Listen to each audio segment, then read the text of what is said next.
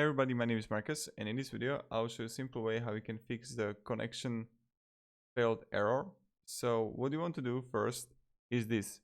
Try to change the server. This is the first thing that you need to try to do.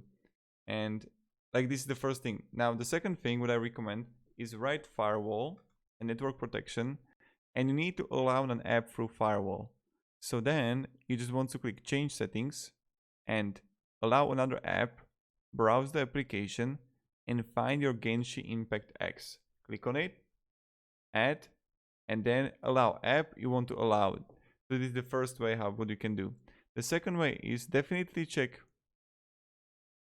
Let me show you. Definitely check speed test, how your speed test is doing. And also